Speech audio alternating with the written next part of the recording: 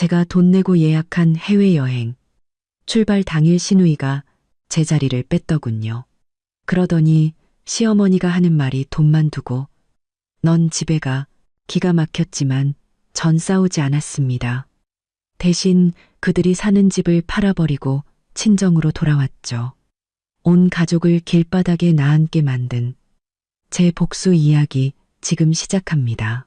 저는 캐리어를 끌고 인천국제공항 국제선 출발 로비에 서 있었습니다. 핸드폰에 표시된 방콕 날씨는 32도, 맑음. 저도 모르게 입꼬리가 올라갔습니다. 지난 반년간 공들여 준비한 계획이 드디어 오늘 실현되는 순간이었죠. 서연아, 멍하니 서서 뭐해? 빨리 가서 짐 붙여야지. 시어머니 김숙자 여사의 목소리가 등 뒤에서 들려왔습니다. 제 생각의 흐름이 끊겼죠. 어머님, 제가 이미 온라인으로 체크인했어요. 우린 VIP 카운터로 바로 가서 짐만 붙이면 돼요. 저는 뒤돌아서며 시어머니께 웃으며 말했습니다. 동시에 그 옆에 서 있는 남편, 박민준을 힐끗 쳐다봤죠. 박민준은 고개를 숙인 채 핸드폰 게임만 하고 있었습니다. 고개 한번 들지 않더군요. 최근 반년 동안 그는 거의 매일 밤늦게까지 야근을 했고 우리 사이의 대화는 점점 줄어들었습니다.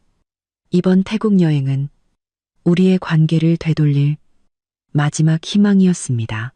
이야, 역시 우리 며느리가 꼼꼼해.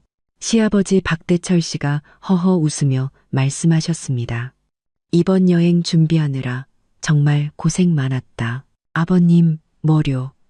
제가 해야 할 일인데요. 저는 미소로 답했지만 마음 한구석이 씁쓸했습니다. 지난 5년간 제가 이 집을 위해 한 모든 헌신은 그들 눈에는 그저 당연한 일일 뿐이었으니까요. 저는 가족들을 이끌고 VIP 카운터로 가 모두의 여권을 건넸습니다.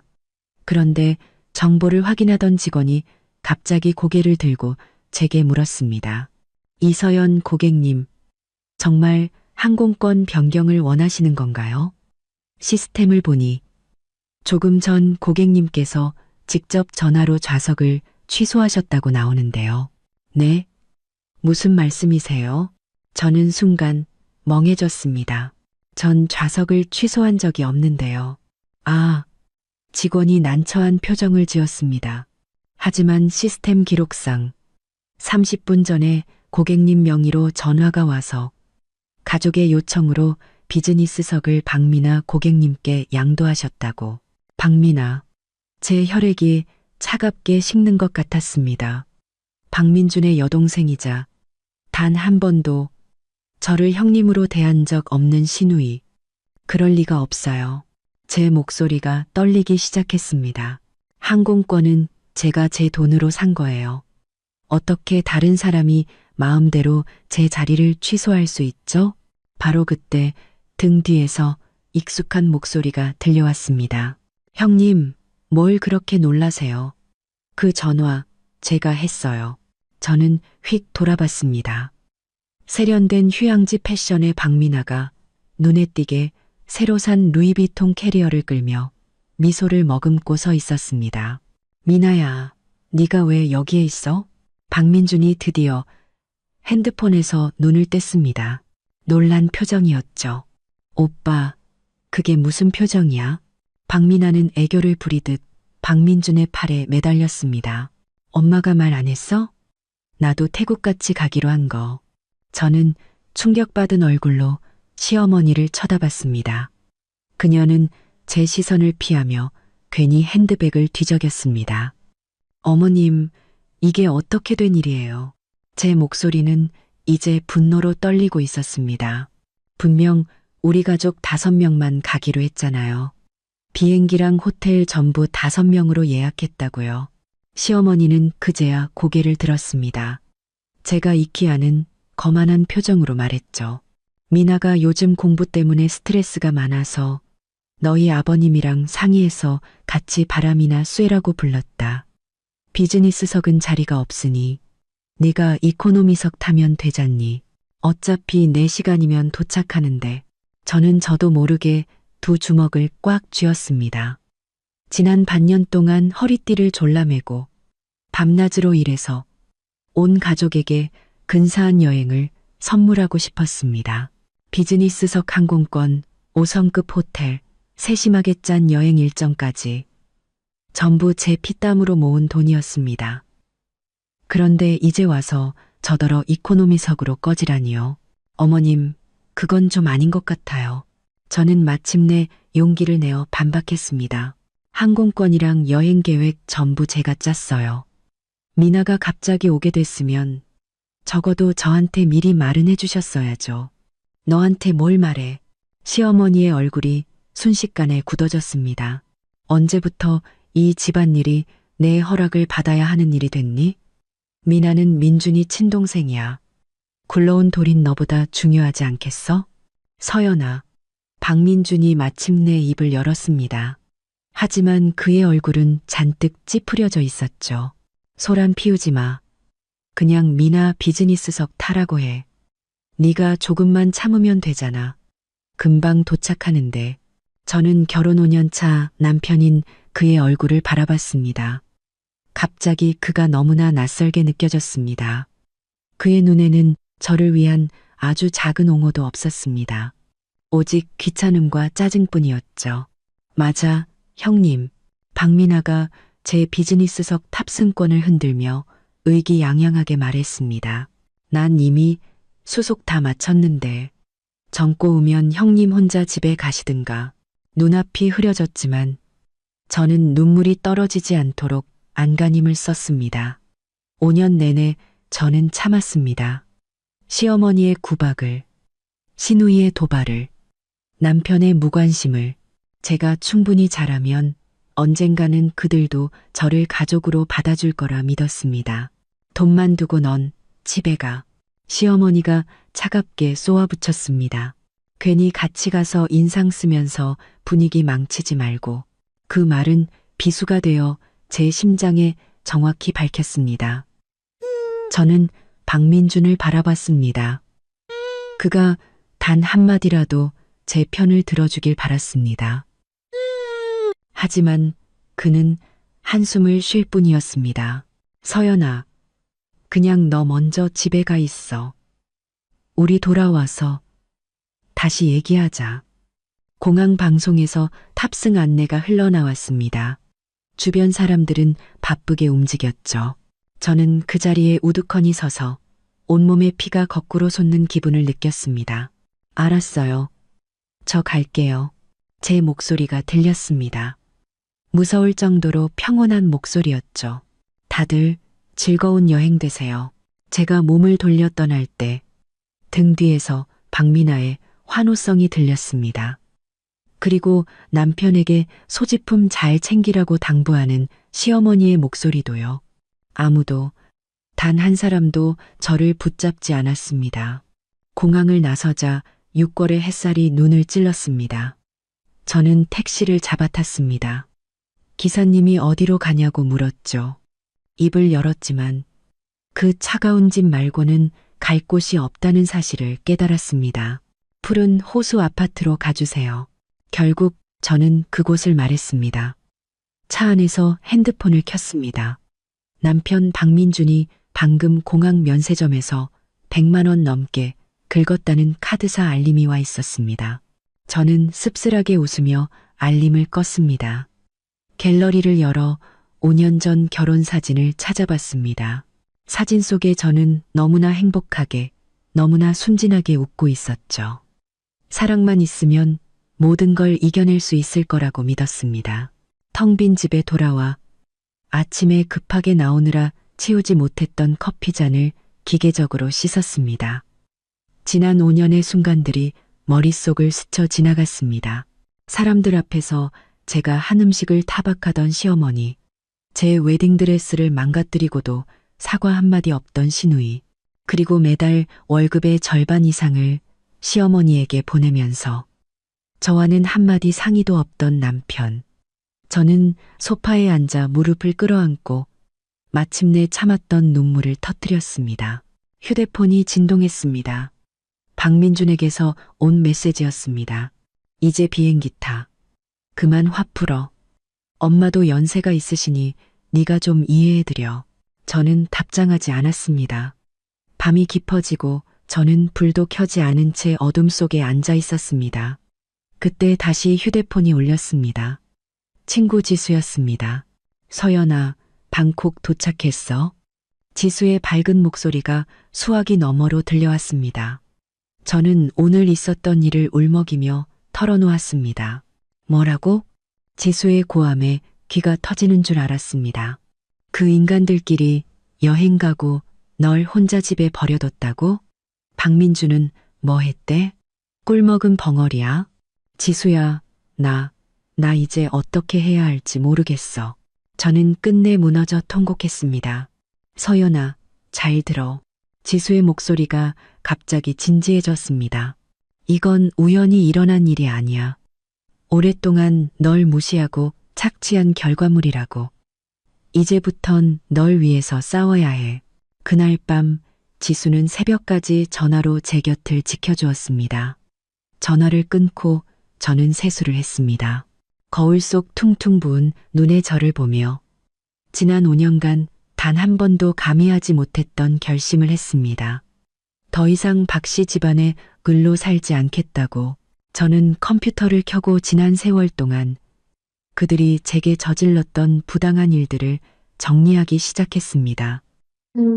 은행 거래 내역, 메신저 대화 기록, 병원 진료 기록까지 모든 증거를 하나하나 분류해서 저장했습니다. 새벽에 걸려온 박민준의 성의 없는 사과 전화는 전부 녹음했습니다. 동이 트기 시작할 무렵 저는 노트북을 덮었습니다. 마음속엔 이미 계획이 서 있었습니다.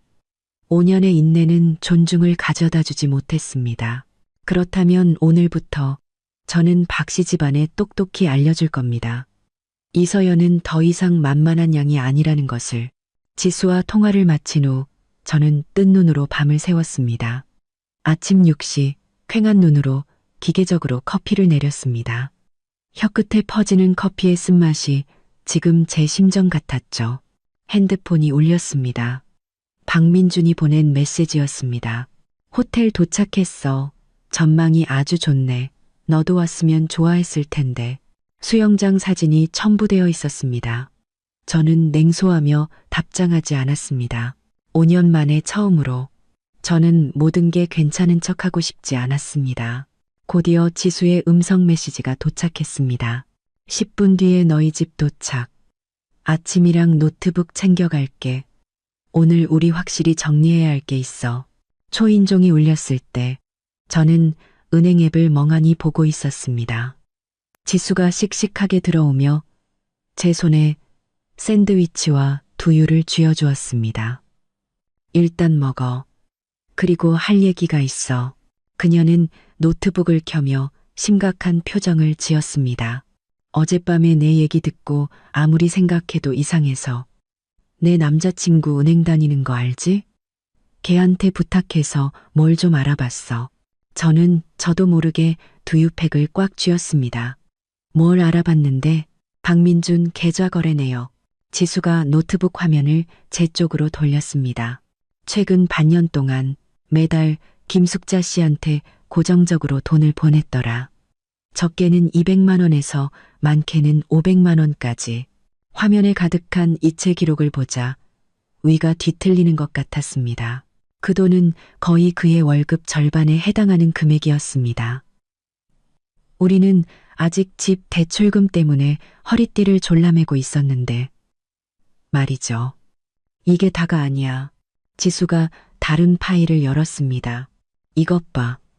지난달에 4천만 원을 이체했어. 저결안에는 미나 유학 보증금이라고 쓰여 있고. 유학? 저는 고개를 번쩍 들었습니다. 박미나가 유학을 간다고? 난 전혀 몰랐는데. 뻔하지. 너희 집 중대사는 너한테 알릴 필요가 없으셨던 거겠지. 지수가 비꼬듯 말했습니다. 서연아, 이제 정신 차려야 해. 박씨 집안은 애초에 널 가족으로 생각한 적이 없어. 저는 샌드위치를 기계적으로 씹었지만 아무 맛도 느껴지지 않았습니다. 지수의 말은 날카로운 칼이 되어 제가 애써 외면하던 현실을 갈라버렸습니다. 증거가 더 필요해. 마침내 제가 입을 열었습니다. 목소리가 쉬어 있었죠. 이미 내 사촌 언니 이서진 변호사한테 연락해뒀어. 이혼 전문 변호사야. 오늘 오후 3시에 만나기로 했어. 지수가 제 손을 꽉 잡아주었습니다. 서진 언니의 법률사무소는 서울 중심가 최고급 오피스 빌딩에 있었습니다. 언니를 처음 본 순간 저는 그 강렬한 기운에 압도당했습니다. 몸에 딱 맞는 정장, 흐트러짐 없는 머리, 날카로운 눈빛까지. 상황은 대충 들었어. 언니가 제게 차를 건네며 말했습니다. 지금부터 내가 몇 가지 질문을 할 거야. 감정은 빼고 사실만 대답해. 이후 2시간 동안 저는 마치 수술대 위에 오른 것처럼 지난 5년의 결혼 생활을 낱낱이 털어놓았습니다. 서진 언니의 질문은 정확하고 냉철했습니다. 집 살 때 계약금 비율은? 대출금은 누가 갚았지? 생활비 분담은 어떻게 했고? 남편이 가족에게 돈을 보낼 때 당신과 상의했나? 제가 작년에 시어머니가 아프셔서 우리가 병원비 1,500만 원을 대신 내드렸지만 한 푼도 돌려받지 못했다고 말했을 때 언니는 서류 위에 펜으로 굵은 선을 그었습니다. 전형적인 부부, 공동재산 빼돌리기네. 그녀가 차갑게 웃었습니다. 당신 말에 따르면 지난 5년간 박민준이 자기 가족에게 보낸 돈만 최소 1억 2천만 원이야. 그 4천만 원짜리 유학 보증금은 빼고도. 저는 어떻게 해야 하죠?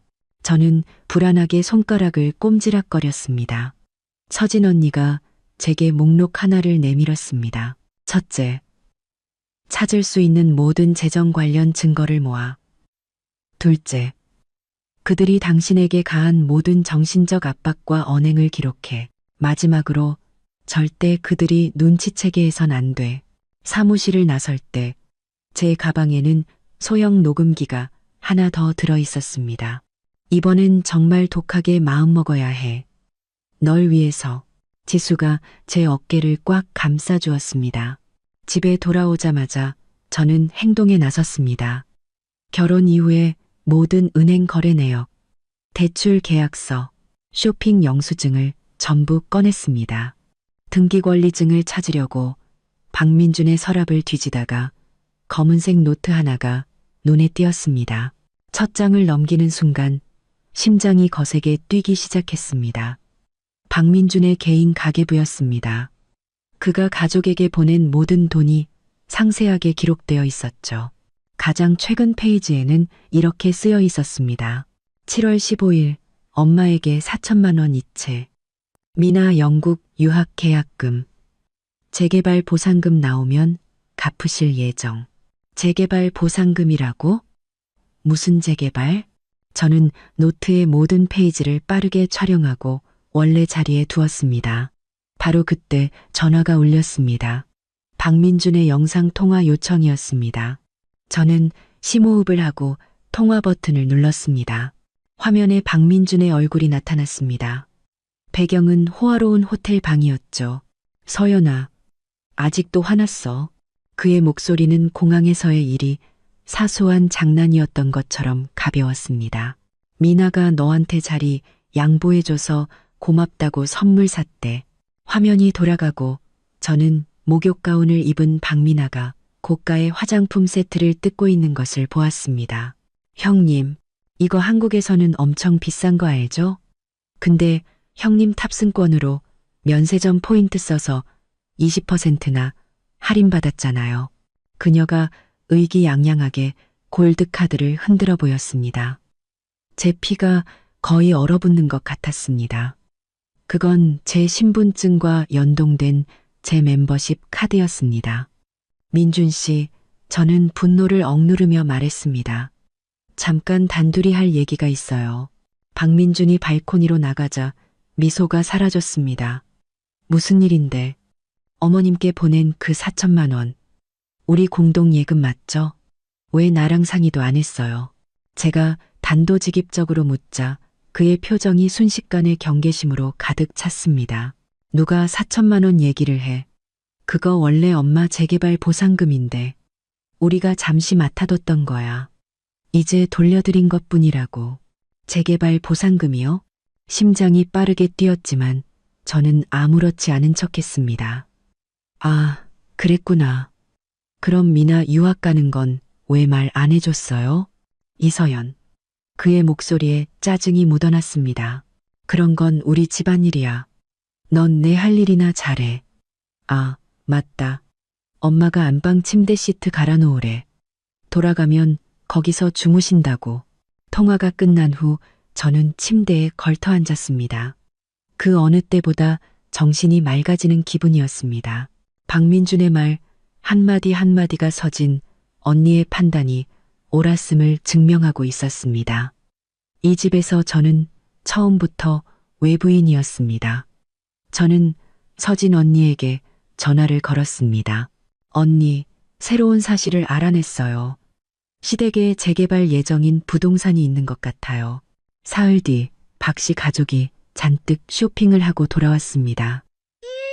저는 문 앞에 서서 그들이 양손 가득 짐을 들고 들어오는 것을 지켜봤습니다. 아무도 제가 지난 며칠간 어떻게 지냈는지 묻지 않았습니다. 서연아, 짐 좀 위로 옮겨라. 시어머니가 제게 비닐봉지를 툭 던졌습니다. 미나가 너 주려고 산 기념품이다. 여러분이 조악한 품질의 스카프였습니다. 태그에는 특가 1만 원이라는 스티커가 붙어 있었죠. 박미나가 옆에서 킥킥거리는 걸 보니 이건 명백히 저를 모욕하기 위한 행동이었습니다. 감사합니다. 근데 전 이런 색 스카프는 안 해서요. 저는 스카프를 조용히 탁자 위에 내려놓았습니다. 아, 맞다, 어머님.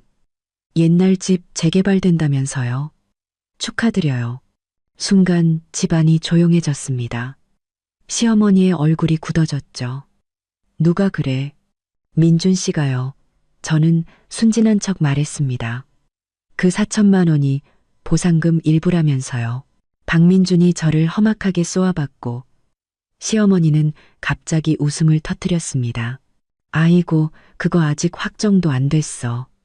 서연아, 저녁에 맛있는 것 좀 해라.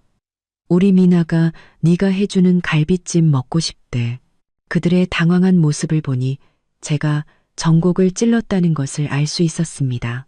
그날 저녁, 제가 주방에서 요리를 하는 동안 거실에서 시어머니가 박민준을 낮은 목소리로 꾸짖는 소리가 들렸습니다. 내가 몇 번을 말했니? 재개발 얘기 쟤한테 절대 하지 말라고. 이제 어쩔 거야. 몫을 달라고 할 게 뻔하잖아. 칼을 쥔 제 손이 미세하게 떨렸지만 마음은 이상할 정도로 차분했습니다. 제 주머니 속 녹음기는 이 모든 것을 조용히 담고 있었죠. 저녁 식사 때 저는 정성껏 만든 음식을 차려놓고 이 굶주린 짐승들을 미소로 바라봤습니다. 박미나가 갈비찜을 깨작거리며 말했습니다. 형님, 이번 건 너무 짜요. 그래요? 저는 한 점 집어 맛을 봤습니다. 제 입엔 딱 맞는데요. 입에 안 맞으면 다음부턴 직접 해드세요. 식탁에 앉은 모두가 얼어붙었습니다. 제가 박미나에게 반박한 것은 이번이 처음이었습니다. 시어머니가 젓가락을 탁 내려놓았습니다. 서연아, 너 지금 미나한테 무슨 말버릇이야? 사실을 말한 건데요. 저는 여전히 미소를 유지했습니다. 아, 맞다, 어머님. 재개발 확정되면 민준 씨랑 제 몫은 어떻게 하실 생각이세요? 저희도 엄연히 법적 부부인데 말이죠. 시어머니의 얼굴이 시퍼렇게 질렸고 박민준은 식탁 밑으로 제 다리를 세게 찼습니다. 이서연, 너 지금 무슨 소리 하는 거야? 그냥 여쭤본 거예요. 저는 순진하게 눈을 깜빡였습니다. 법적으로 혼인 후 재산은 공동 소유잖아요. 그렇죠? 그날 저녁 식사는 어색한 분위기 속에서 끝났습니다. 침실로 돌아오자 박민준이 제 손목을 거칠게 붙잡았습니다. 너 오늘 왜 그래? 재개발 얘기 다시는 꺼내지 마. 그건 부모님 재산이야. 우리랑 상관없어. 아파요. 제가 차갑게 말하자 그가 손을 놓았습니다. 저는 그의 눈에서 스쳐 지나가는 죄책감을 보았습니다. 서연아, 그의 목소리가 부드러워졌습니다. 우리 집 사정이 좀 복잡해서 그래. 네가 생각하는 것만큼 간단한 문제가 아니야. 그럼 설명해줘요. 저는 그의 눈을 똑바로 쳐다봤습니다. 예를 들면 왜 5년 내내 몰래 시댁에 돈을 보냈는지, 왜 제 비즈니스석이 마음대로 취소됐는지, 그리고 왜 이 집에서 저는 항상 뒷전인지. 박민주는 제 질문에 아무 말도 못하고 결국 화를 내며 소리쳤습니다. 말이 안 통하는군. 그는 문을 박차고 나가버렸습니다. 그의 발소리가 멀어지는 것을 들으며 저는 방문을 잠그고 베개 밑에서 다른 휴대폰을 꺼냈습니다. 그리고 오늘 밤 녹음한 파일을 전부 서진 언니에게 보냈습니다. 저는 노트북을 켜고 모든 증거를 다시 정리하기 시작했습니다. 화면 불빛이 제 얼굴에 비쳤습니다. 거울에 비친 제 모습은 더 이상 방황하지 않았습니다. 그 눈에는 결연한 의지가 가득했죠. 5년의 결혼 생활은 길고 긴 악몽과도 같았습니다. 그리고 이제 저는 그 꿈에서 깨어날 참이었습니다. 서진 언니의 답장은 빨랐습니다. 녹음 파일 아주 유용해. 계속 증거 모아. 재개발 건은 내가 사람 시켜서 알아볼게. 명심해.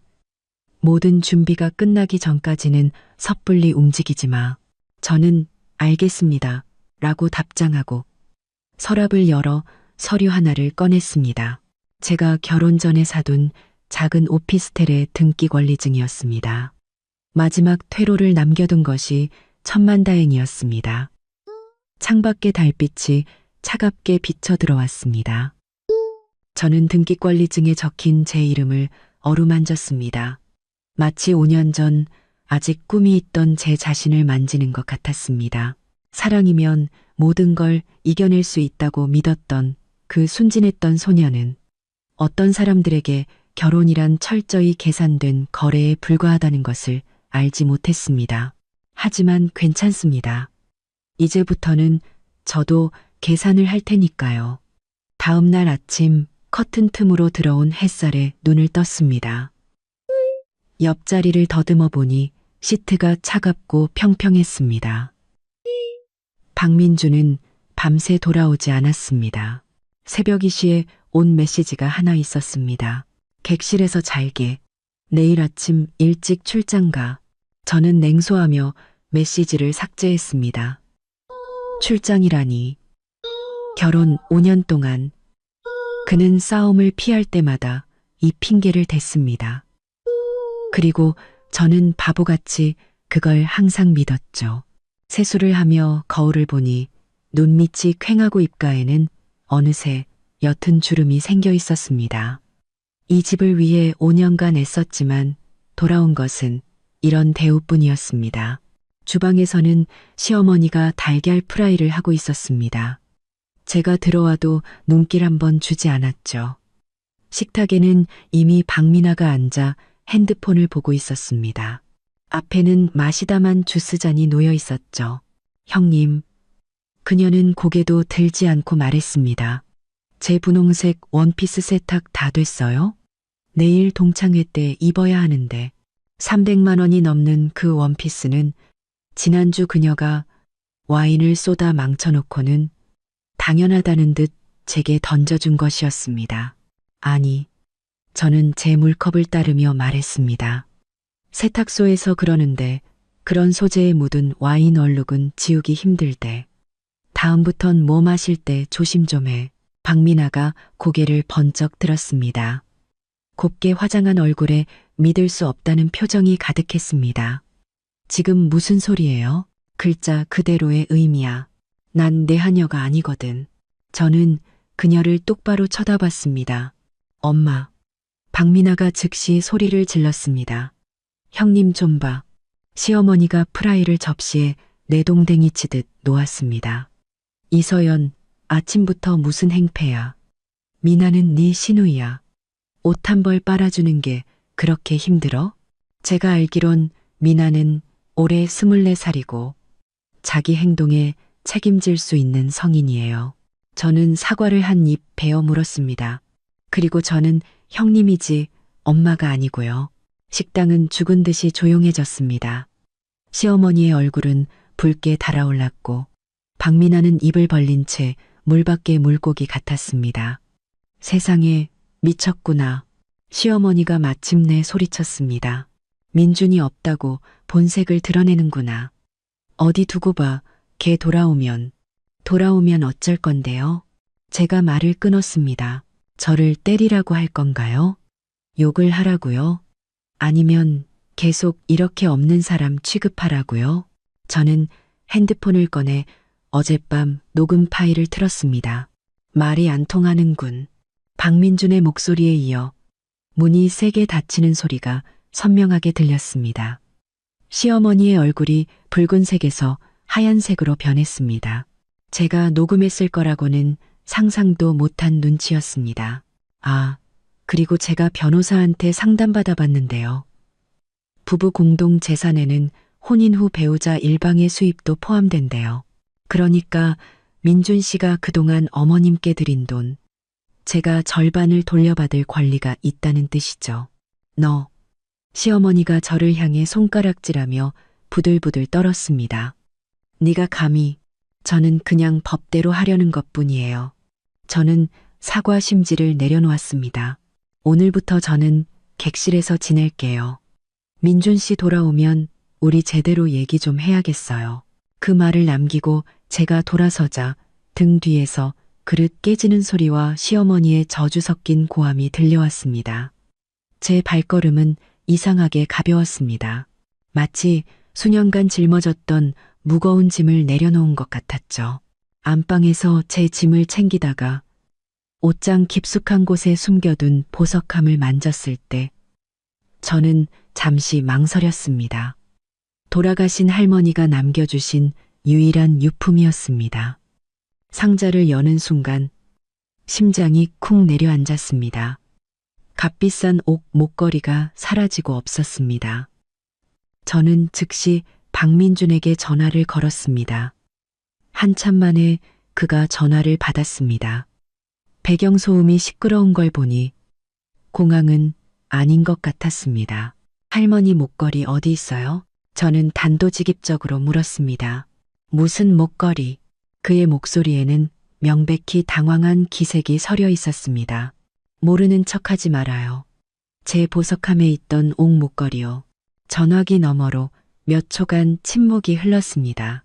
아, 그거 미나가 지난주 졸업식 때 빌려갔는데 아직 안 돌려줬나 보네. 제 손톱이 손바닥을 깊게 파고들었습니다. 그건 우리 집안 갑오예요. 누가 함부로 만지라고 했어요? 서연아, 뭘 그런 걸로 그래. 목걸이 하나 가지고. 미나는 네 동생이잖아. 내 동생 아니에요. 저는 거의 소리를 질렀습니다. 그건 할머니 유품이라고요. 오늘 퇴근 전까지 목걸이가 제 보석함에 돌아와 있지 않으면 경찰에 신고할 거예요. 전화를 끊고 저는 온몸을 떨었습니다. 너무했습니다. 그들은 정말 저를 아무렇게나 짓밟아도 된다고 생각하는 것 같았습니다. 핸드폰이 진동했습니다. 서진 언니에게서 온 메시지였습니다. 알아냈어. 시댁 옛날 집 재개발 구역에 포함된 거 맞아. 예상 보상금 최소 10억. 근데 소유권이 복잡해서 모든 상속인이 동의해야 수령 가능해. 저는 눈이 번쩍 뜨였습니다. 상속인의 배우자도 포함돼요?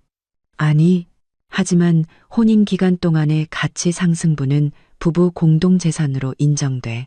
더 중요한 것은 서진 언니가 보낸 다음 메시지였습니다. 그 내용은 제 피를 끓게 만들었죠. 박민준 명의의 혼전재산인 아파트, 거기도 재개발 구역에 포함돼. 그리고 결혼 후에 너희가 대출금 일부를 같이 갚았지. 그 말은 즉 그 아파트가 박민준의 혼전 재산이라 해도 제가 혼인 기간 동안 함께 갚은 대출금과 그에 따른 가치 상승분에 대한 권리를 주장할 수 있다는 뜻이었습니다. 게다가 서진 언니는 또 다른 폭탄을 터뜨렸습니다. 내 친구가 알아봤는데 박민아가 최근에 영국 대학 지원용 재정 보증 서류를 냈더라. 계좌 잔고가 정확히 4천만 원이야. 송금인은 김숙자로 확인됐고 저는 핸드폰을 꽉 쥐었습니다. 이것이 바로 박민준이 시어머니에게 보낸 4천만 원의 행방이었습니다. 우리의 공동 예금으로 자기 여동생 유학을 보내면서 제게는 알리지도 않은 겁니다. 오후 3시 저는 회사에 일이 있다고 핑계를 대고 일찍 퇴근해 서진 언니의 사무실로 향했습니다. 언니는 제게 김 반장이라는 사설 탐정을 소개해 주었습니다. 김 반장님이 더 많은 증거를 찾는 걸 도와줄 거예요. 서진 언니가 제게 서류를 건넸습니다. 이건 현재까지 정리된 재산 목록이야. 빠진 게 있는지 한번 봐. 저는 서류를 꼼꼼히 살폈습니다. 놀랍게도 언니는 박씨 집안의 가장 은밀한 자산까지 파헤쳐 놓았습니다. 시어머니 명의의 상가 2채, 시아버지가 지분을 가진 작은 회사, 심지어 박민준이 몰래 박민아에게 사준 오피스텔까지. 이건 어떻게 다 알아내신 거예요? 제가 놀라서 묻자 김 반장님이 웃으며 말했습니다. 박민아 씨가 SNS 중독이더군요. 인스타그램에 오피스텔 열쇠 사진을 올리면서 오빠가 사준 내 인생 첫집, 고마워라고 친절하게 써놨더라고요. 가슴이 찔리는 듯 아팠습니다. 우리는 결혼할 때 월세방에서 시작했는데 그는 여동생에게 오피스텔을 사주다니요. 속상해하지 마. 서진 언니가 제 손을 토닥였습니다. 이 모든 게 이혼 소송에서 너한테 유리한 증거가 될 거야. 이제 완벽한 계획을 세워야 해. 이후 2시간 동안 우리는 모든 단계를 세밀하게 계획했습니다. 김 반장님은 박민준을 추적하며 그의 실제 수입과 자산을 파악하고 서진 언니는 소송 서류를 준비하기로 했습니다. 그리고 저는 집에서 계속 증거를 모아야 했습니다. 특히 재개발과 관련된 부분을요. 명심해 떠나기 전 언니가 당부했습니다. 모든 준비가 끝나기 전까지는 절대 그들이 눈치채게 해선 안 돼. 집에 돌아오니 옥 목걸이는 보석함에 돌아와 있었습니다. 하지만 잠금 장치 부분이 눈에 띄게 망가져 있었죠. 저는 분노를 억누르고 사진을 찍어 증거를 남긴 뒤 보석 감정사에게 감정을 예약했습니다. 저녁 식사 때 저는 일이 바쁘다는 핑계로 객실에서 배달 음식을 시켜 먹었습니다. 박민준에게서 프로젝트가 연기되어 일주일 더 출장을 가야 한다는 메시지가 왔습니다. 하지만 김 반장님이 방금 보내온 사진에는 그가 서울 시내의 한 고급 호텔에서 체크인하는 모습이 찍혀 있었습니다. 저는 사진을 저장하고 계속 증거를 정리했습니다. 깊은 밤, 김 반장님에게서 파일 하나를 받았습니다.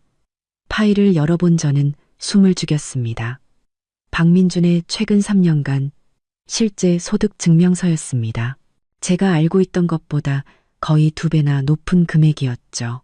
그리고 그가 숨긴 수입은 전부 시어머니의 계좌로 들어가 있었습니다. 이 발견에 충격을 받고 있을 때 문 밖에서 발소리가 들렸습니다. 저는 재빨리 화면을 전환하고 일하는 척했습니다. 문이 열리고 시어머니가 우유 한 잔을 들고 들어왔습니다. 5년 만에 처음 있는 일이었습니다. 서연아, 아직도 안 자고 있었니?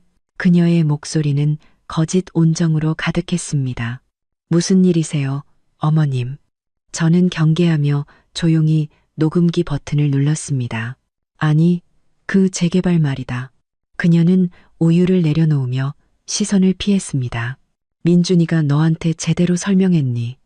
그거 다 걔네 아버님 쪽 조상 땅이라. 너희 부부랑은 상관없는 돈이야. 저는 속으로 비웃으며 겉으로는 순진한 척했습니다. 그래요? 근데 민준 씨 말로는 걔가 뭘 알겠니? 시어머니가 급히 말을 끊었습니다. 이게 아주 복잡하거든. 그녀가 가까이 다가오자 짙은 향수 냄새에 머리가 어지러웠습니다. 서연아, 우린 한 가족이잖니. 뭘 그렇게 따지고 그러니. 우리 미나 곧 유학 가야 해서 집안에 돈 들어갈 때도 많고. 저는 그녀의 연기를 보며 이 우유 한 잔의 의도를 깨달았습니다. 저를 떠보면서 감정에 호소하려는 것이었죠. 어머님, 저 다 이해해요. 저는 고분고분한 척 고개를 끄덕였습니다. 민준 씨만 저한테 잘해주면 돈은 상관없어요. 시어머니는 눈에 띄게 안심하며 얼굴에 주름을 폈습니다. 그래, 그래야지. 우리 서연이가 제일 착해. 어서 우유 마시고 일찍 자거라. 여자는 밤새우면 늙어. 그녀가 나간 후 저는 우유를 그대로 변기에 쏟아부었습니다. 그 안에 뭘 탔을지 알 수 없는 일이었으니까요. 다음 날 아침 저는 가족들이 일어나기 전에 집을 나섰습니다. 카페에서 지수를 만나 최근의 발견들을 털어놓았습니다. 세상에 완전 거머리 가족이네. 그래서 이제 어쩔 거야? 증거를 충분히 모아서 한 방에 끝낼 거야. 저는 커피를 저으며 말했습니다. 서연아, 혹시라도 그들이 진심으로 뉘우치면 그럴 리 없어. 저는 지수의 말을 끊고 어젯밤 녹음 파일을 틀었습니다. 녹음 파일에서는 시어머니가 제 방을 나간 후 복도에서 통화하는 소리가 선명하게 들렸습니다. 여보세요? 이서방. 나야. 그 재개발 계약서 아직 사인하지 말고. 우리 며느리 쪽이 좀 걸려서. 걱정 마. 걔가 뭘 어쩌겠어. 지수의 얼굴이 굳어졌습니다. 정말 독한 할망구네. 그래서 내가 더 독해져야 해. 저는 핸드폰을 챙기며 말했습니다. 아, 맞다. 부탁 하나만 들어줄래? 그날 오후 지수는 친구 모임을 핑계로 박미나를 고급 카페로 불러냈습니다.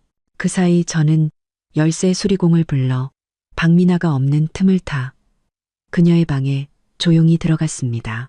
명품 매장을 방불케 하는 그 방에 들어서자 저는 불쾌감을 억누르며 증거를 찾기 시작했습니다. 화장대 서랍에서는 박민준이 그녀에게 돈을 보낸 이체 확인증 몇 장을 발견했습니다. 옷장에는 태그도 떼지 않은 명품 옷들이 수두룩했죠. 그리고 가장 충격적인 것은 침대의 머리맡 서랍 깊숙한 곳에서 발견한 작은 수첩이었습니다. 그 안에는 제 생활 습관과 일정이 빼곡히 적혀 있었습니다. 형님, 매주 수요일 저녁 야근. 형님 친구 최지수. 형님 고향 부산. 보면 볼수록 소름이 돋았습니다. 이건 명백한 감시였습니다. 모든 증거를 빠르게 촬영한 뒤 막 나가려는데 쓰레기통에 찢어진 쪽지 하나가 보였습니다. 조각을 맞춰보니 내용은 제 피를 차갑게 만들었습니다. 오빠가 재개발 보상금 나오면 포르쉐 사준댔음. 형님한테는 절대 비밀. 박미나의 방을 나오며 저는 온몸을 떨었습니다. 이 집안은 늙은이부터 젊은 것까지 전부 저를 속이고 있었습니다. 저녁에는 지수가 박미나와의 대화 녹음 파일을 보내왔습니다. 술 기운이 오른 박미나는 이렇게 자랑하고 있었습니다. 우리 오빠가 나 제일 아끼잖아. 재개발 보상금 받으면 그 아줌마랑 바로 이혼할 거래. 애도 못 낳는 주제에 무슨 박씨 집안 며느리라고. 저는 이 녹음 파일을 저장하고 서진 언니에게 메시지를 보냈습니다. 증거는 거의 다 모았어요. 저 이제 집에서 나가려고요. 서진 언니는 곧바로 답장했습니다. 며칠만 더 참아. 김 반장님이 박민준 호텔 출입 기록 완전한 거 확보할 때까지만. 그리고 정말 그 집에서 나올 거야? 저는 핸드폰을 보며 천천히 타자를 쳤습니다. 더 큰 그림을 위해서요. 저들이 방심하게 만들어서 더 많은 증거를 잡아야죠. 메시지를 보내고 저는 오랜만에 SNS에 로그인했습니다. 5년 전 결혼식 때 올렸던 사진 밑에 박미나의 댓글이 선명하게 남아 있었습니다. 오빠 결혼 축하해. 근데 오빠는 더 좋은 사람 만날 수 있었는데. 메롱, 이모티콘. 그때는 그냥 철없는 동생의 장난이라고 생각했습니다. 이제 와 보니 저기는 처음부터 명백했습니다. 저는 노트북을 덮고 창가로 다가갔습니다. 밤은 칠흑 같았고 멀리 도시의 불빛이 반짝였습니다. 이 도시에는 저처럼 겉보기엔 완벽한 결혼 생활 속에서 조금씩 자신을 잃어가는 여자들이 얼마나 많을까요? 하지만 저는 이제 다릅니다. 오늘부터 제가 되찾아야 할 것은 재산뿐만이 아닙니다. 이 5년의 결혼 생활에 묻혀버렸던 진짜 제 자신입니다. 일주일간의 별거 아닌 별거 생활로 박씨 집안의 분위기는 기묘하게 긴장되어 있었습니다. 저는 매일 아침 일찍 나가 밤늦게 돌아오며 그들과의 접촉을 최소화했습니다. 박민준이 소위 출장에서 돌아온 후 그는 안방으로 돌아오려 했지만 제가 잠자리가 예민해졌다는 핑계로 거절했습니다. 서연아, 우리 얘기 좀 해. 토요일 아침 박민준이 객실 문을 막아섰습니다. 눈밑이 퀭했죠. 저는 손에 들고 있던 서류를 덮었습니다. 김 반장님이 방금 보내준 박민준의 호텔 객실 이용 내역이었습니다. 지난 1년간 무려 12번 모두 소위 야근이나 출장을 핑계댄 날들이었죠. 무슨 얘기요? 저는 주머니 속 녹음기 버튼을 누르며 차분하게 물었습니다. 우리 계속 이렇게 지낼 순 없잖아. 그는 손을 비비며 시선을 피했습니다. 엄마가 너 며칠째 밥도 제대로 안 먹는다던데. 저는 웃음이 터질 뻔했습니다. 이제 와서 제 걱정을 하다니. 전 괜찮아요. 그냥 일이 좀 바빠서. 박민주는 심호흡을 하더니 갑자기 제 앞에 무릎을 꿇었습니다. 서연아, 내가 잘못했어. 그날 공항에서 너한테 그러면 안 됐어. 그의 서투른 연기를 보니 속이 울렁거렸습니다. 녹음 파일과 사진 증거만 없었다면 그의 뉘우침을 믿을 뻔했습니다. 일어나요. 이러지 마세요. 저는 마음이 약해진 척하며 그를 일으켰습니다. 저도 잘못한 거 있어요. 너무 충동적이었어요. 박민준의 눈이 빛났습니다. 그는 즉시 제 말을 타고 올랐죠. 그럼 우리 화해하는 거지? 엄마가 오늘 저녁에 네가 좋아하는 닭볶음탕 해주신대. 좋아요. 저는 미소 지으며 고개를 끄덕였습니다. 근데 오늘 지수랑 약속이 있어서 저녁 늦게 들어갈 것 같아요. 그는 기뻐하며 저를 덥석 껴안았습니다. 정말 다행이다. 엄마한테 바로 말씀드릴게. 그가 신나서 떠난 후 저는 즉시 김 반장님에게 메시지를 보냈습니다. 그들이 움직이기 시작했어요. 오늘 밤 저희 집에서 뭔가 일이 벌어질 거예요. 김 반장님은 답장했습니다. 장비 준비 완료. 초소형 카메라랑 녹음기. 가방에 넣어뒀습니다. 조심하세요. 저는 옷장을 열어 미리 준비해둔 선물을 꺼냈습니다. 시어머니가 예전에 마음에 들어했던 명품 스카프였습니다. 연기를 하고 싶다고? 내가 당신들보다 한 수 위야. 오후에 저는 일부러 일찍 집에 들어갔습니다.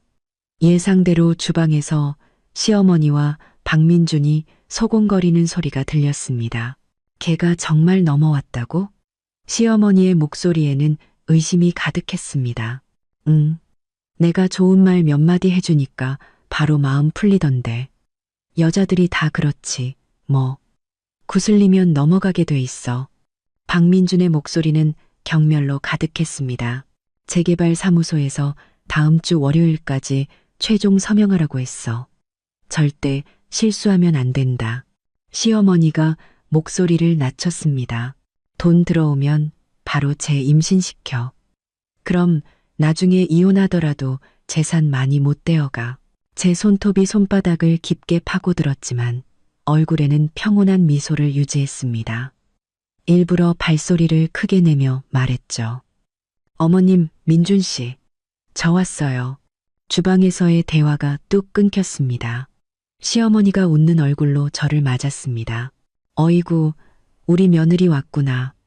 얼른 손 씻고 밥 먹자. 오늘 다 네가 좋아하는 걸로 차렸어. 식탁에는 산해진미가 가득했습니다. 박미나조차 드물게 제게 미소를 지어 보였습니다. 이 대접은 5년 전 제가 처음 이 집에 인사 왔을 때와 맞먹는 수준이었습니다. 어머님, 이거 받으세요. 저는 스카프를 꺼냈습니다. 지난번 태국 갈 때 같이 못 가서 죄송한 마음에 준비했어요. 시어머니는 선물을 받고 눈을 빛냈습니다. 그녀가 예전에 백화점에서 보고 비싸서 사지 못했던 바로 그 디자인이었습니다. 그녀의 얼굴에 잠시 죄책감이 스쳤지만 곧 탐욕으로 바뀌었습니다. 아이고, 뭘 이런 걸 다 비쌌을 텐데. 아니에요. 어머님 마음에 드시면 됐죠. 저는 착한 며느리처럼 말하며 박민준과 박미나가 승리의 눈빛을 교환하는 것을 놓치지 않았습니다. 저녁 식사는 기묘하게 화기애애한 분위기에서 진행됐습니다. 시어머니는 계속 제게 반찬을 집어주었고 박민주는 우리가 연애할 때의 달콤했던 추억들을 늘어놓았습니다. 대부분 그가 지어낸 이야기였죠. 우리에겐 그럴 만한 추억이 거의 없었으니까요. 아, 맞다. 서연아, 술이 몇 잔 돌자. 시어머니가 갑자기 화제를 바꿨습니다. 지난번에 네가 말했던 그 변호사 친구, 뭐 하는 사람이라고? 올 것이 왔군. 저는 속으로 비웃으며 겉으로는 순진하게 말했습니다. 아, 서진 언니요. 기업 법무팀에 있어요. 왜요? 아니, 그냥 궁금해서. 시어머니는 눈에 띄게 안심했습니다. 민준아, 우리 며느리 국 좀 떠다 줘라. 식사 후 제가 설거지를 하겠다고 나서자 박민준이 주방으로 따라와 등 뒤에서 저를 껴안았습니다. 오늘 밤 안방에서 같이 자면 안 될까? 저는 역겨움을 참으며 그를 살짝 밀어냈습니다. 며칠만 더 시간을 줘요. 마음 좀 추스르게. 아, 맞다. 월요일에 시간 괜찮아요. 나랑 병원 좀 같이 가줘요. 왜? 어디 아파? 그는 즉시 긴장했습니다. 제 걱정이 아니라 자기 계획에 차질이 생길까봐 걱정하는 것이었죠. 그냥 정기 검진이에요. 바쁘면 괜찮아요. 아니, 아니야. 시간 돼. 월요일에 같이 가자. 그는 쾌히 약속했습니다. 완벽해. 저는 속으로 미소 지었습니다. 월요일은 재개발 사무소에서 모든 상속인에게 서명을 요구한 바로 그날이었습니다. 재개발 보상금과 저 사이에서 박민준이 어떤 선택을 할지 궁금해졌습니다. 그날 밤 저는 객실에서 잠든 척하며 안방의 동태를 살폈습니다. 새벽 1시 박민준이 조용히 일어나 서재로 향했습니다. 저는 즉시 휴대폰으로 김 반장님이 설치해준 초소형 카메라에 실시간 영상을 확인했습니다. 서재 컴퓨터 화면이 켜지고 박민준은 이메일에 로그인해 재개발 보상 최종 합의서라는 제목의 메일을 열었습니다. 저는 숨을 죽이고 그가 첨부 파일을 다운로드하는 것을 지켜봤습니다. 총액이 무려 11억 원에 달하는 상세한 보상 계획서였습니다. 박민주는 내용을 빠르게 훑어본 뒤 전화를 걸었습니다. 아버지, 합의서 봤어요. 네, 예상보다 많네요. 서명할 때 상속인 전원 참석해야 한다고요? 아니요, 서연이는 절대 모르게 해야 돼요. 그는 목소리를 낮췄습니다. 걱정 마세요. 월요일에 제가 어떻게든 개발 묶어둘게요. 병원이요? 마침 자기가 검진받으러 가자고 하더라고요. 통화가 끝난 후 박민주는 메시지를 보냈습니다. 미나야, 월요일에 재개발 사무소에 꼭 시간 맞춰와. 돈 들어오면 바로 내 영국 계좌로 2억 보낼게. 저는 이 모든 과정을 녹화하며 분노로 손을 떨었습니다. 정말 치밀한 가족이었습니다. 다음 날 아침, 저는 아무것도 모르는 척 평소처럼 아침을 준비했습니다. 박민준이 기분 좋게 주방에 나타나 제 허리를 감쌌습니다. 여보, 오늘 뭐해? 회사 가서 야근해야죠.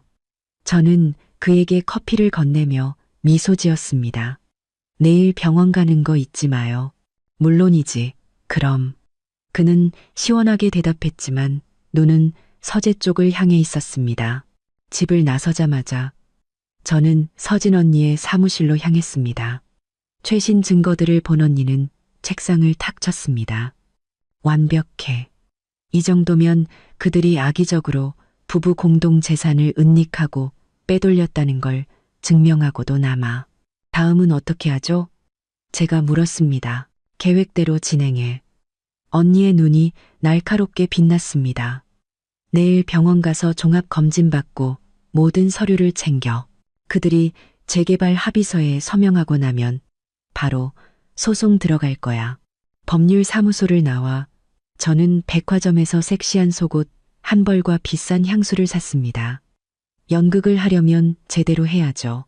오늘 밤 박민준에게 잊지 못할 밤을 선사할 참이었습니다. 집으로 가는 길에 시어머니에게서 전화가 왔습니다. 목소리가 전례 없이 다정했죠. 서연아, 내일 아침에 엄마가 너 주려고 제비집 수프 끓여놨다. 몸보신해야지.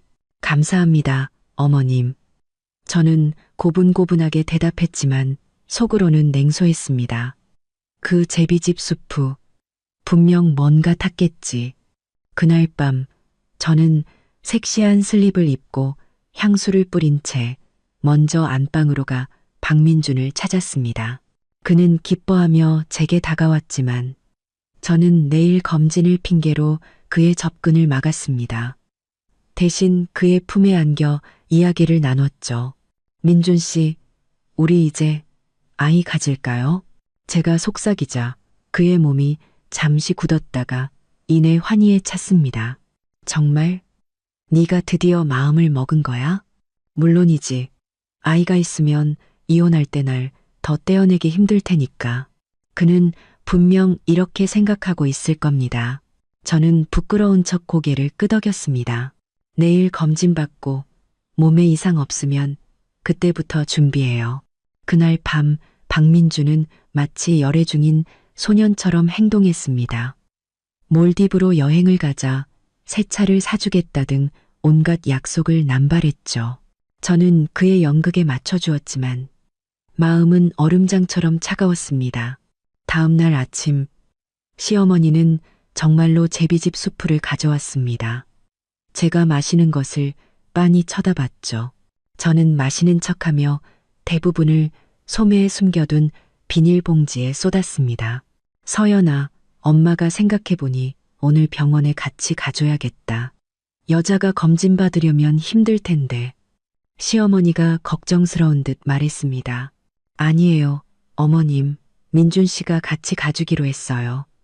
어머님은 집에서 푹 쉬세요. 제가 웃으며 거절하자 박민준이 당황하며 말했습니다. 네, 맞아요, 엄마. 집에서 기다리세요. 모자가 눈빛을 교환하는 것을 보며 저는 웃음을 참기 힘들었습니다. 집을 나서기 전 저는 일부러 큰 소리로 말했습니다. 어머님, 검진 하루 종일 걸린대요. 저희 저녁은 밖에서 먹고 들어올게요. 차에 타자마자 박민준이 조급하게 물었습니다. 서연아, 어느 병원으로 예약했어? 서울대학병원이요. 부인과 종합검진 예약했어요. 아마 대여섯 시간은 걸릴 거예요. 당신은 차에서 기다려요. 그의 얼굴이 순식간에 굳어졌습니다. 그렇게 오래? 바쁘면 먼저 가봐요. 저 혼자 택시 타고 갈 수 있어요.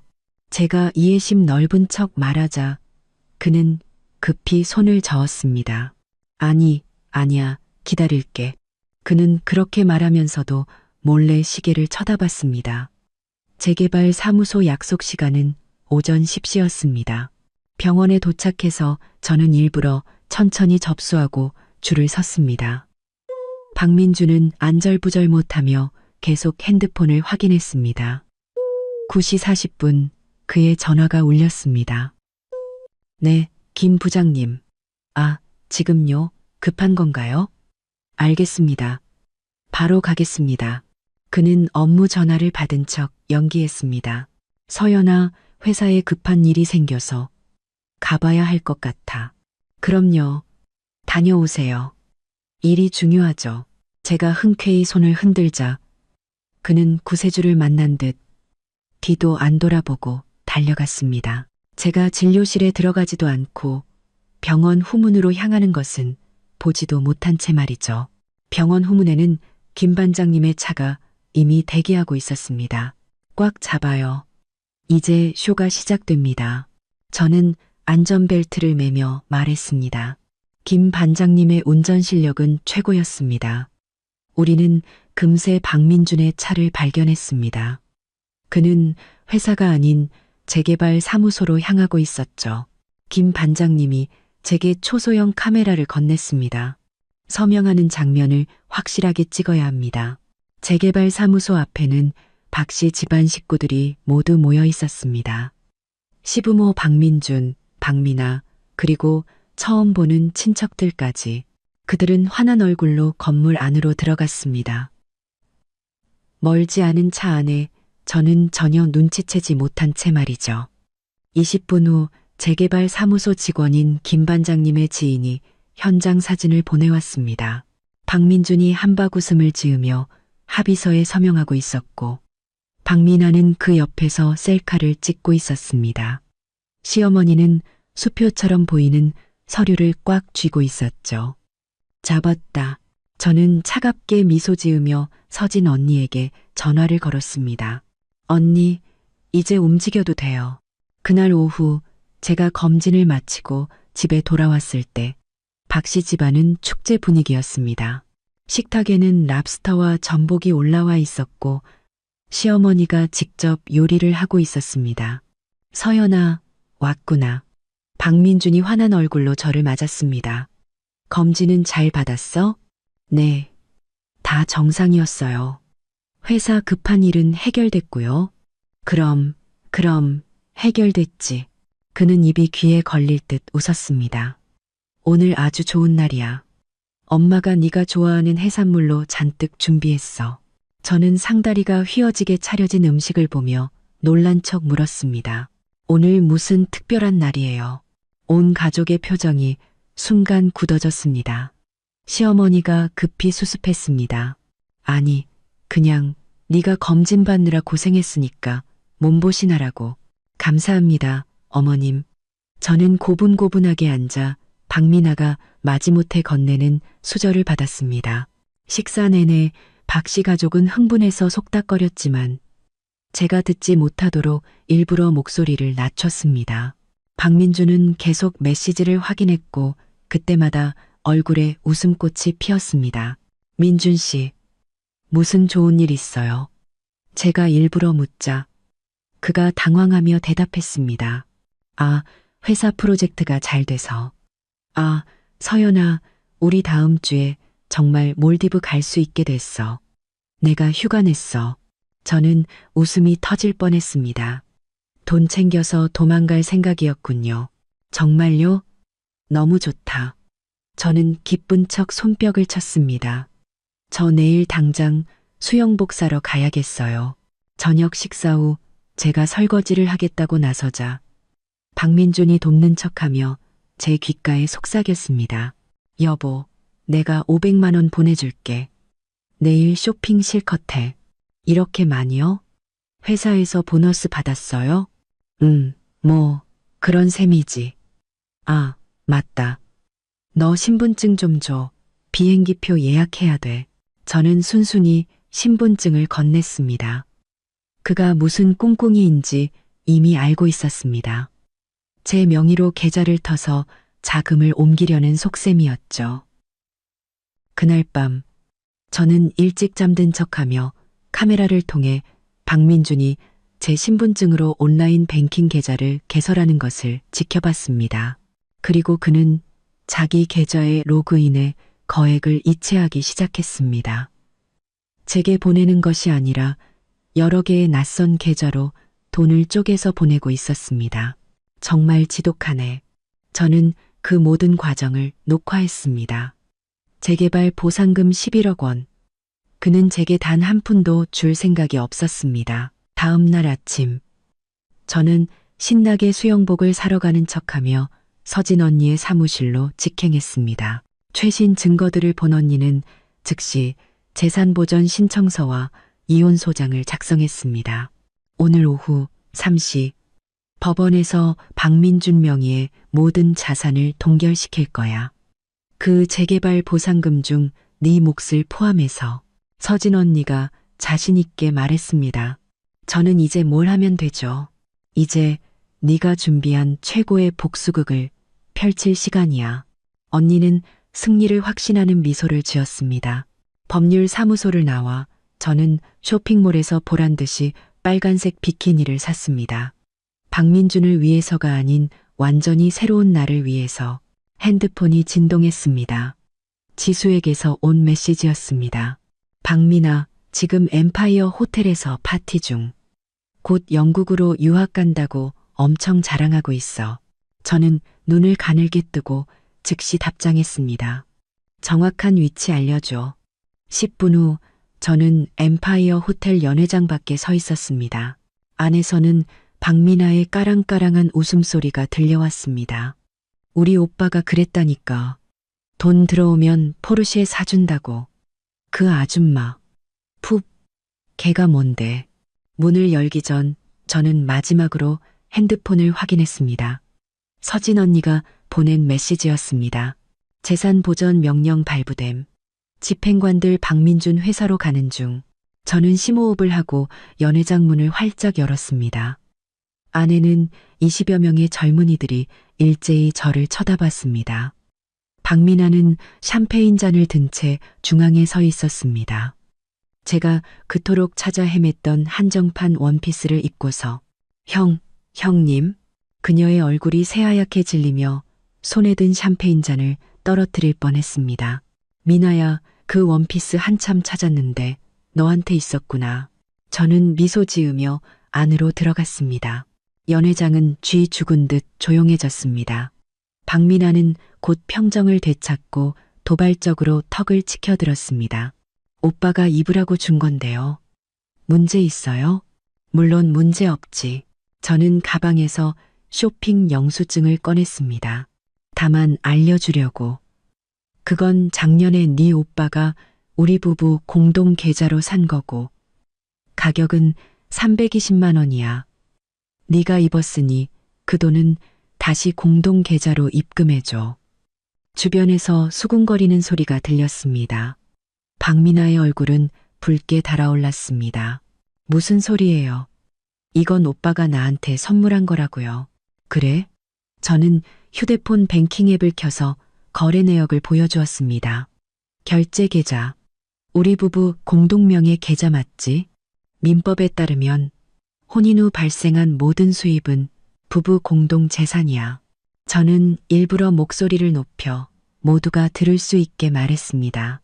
그러니까 그 원피스는 절반이 내 거라는 소리지. 박민아는 분노로 온몸을 떨었습니다. 이서연, 네가 뭔데?